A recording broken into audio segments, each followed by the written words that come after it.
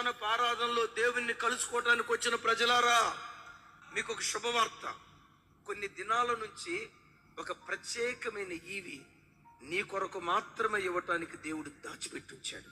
ఆ ఈవేంటో నాకు తెలియదు. మంచి ఆరోగ్యమేమో నాకు తెలియదు, నీ పిల్లలకి చక్కటి ఉద్యోగమేమో నాకు తెలియదు, నువ్వు చేస్తున్న పని స్థలంలో చక్కటి ప్రమోషన్ ఏమో నేను ఎరుగను. ఇంతకాలం నా కుమార్తె వివాహం కావాలి కొన్ని సంవత్సరాలు బట్టి ఏడ్చేవేమో. ఇన్ని సంవత్సరాలు బట్టి ఏడ్చిన ఆ వివాహ శుభకార్యం ఈ దినాల్లో దేవుడు జరిగించబోతున్నాడేమో.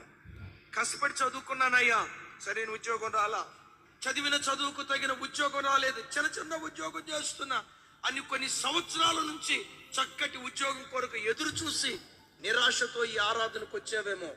శుభవార్త, అలాంటి శ్రేష్టమైన చక్కటి ఉద్యోగం నీకు నీ పిల్లలకి ఇవ్వాలని కొన్ని దినాల బట్టి దేవుడు నీ కొరకు దాచిపెట్టి ఉంచాడు. అయ్యా, వివాహమై చాలా సంవత్సరాలు అవుతుందయ్యా, నా గర్భం మోయబడింది. అవమానం ఎవరితో చెప్పుకోవాలో అర్థం కావట్లా.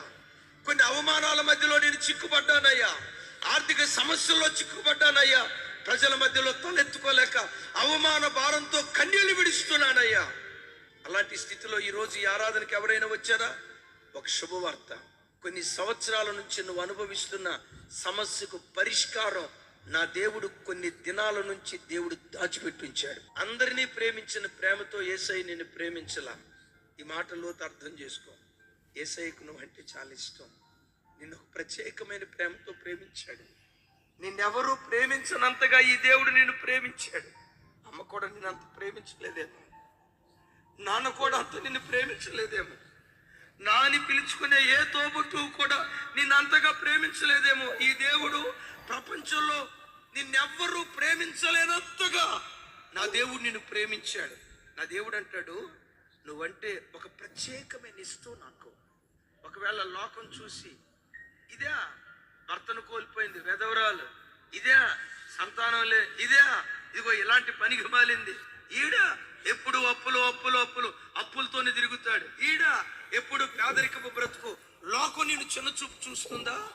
ఒక శుభవార్త, లోకం నిన్ను చిన్నచూపు చూస్తుందన్న సంగతి నీ దేవుడు ఎరిగి ఎవ్వరూ నిన్ను ప్రేమించినంతగా ఒక ప్రత్యేకమైన ప్రేమతో దేవుడు నిన్ను ప్రేమిస్తూ ఉన్నాడు.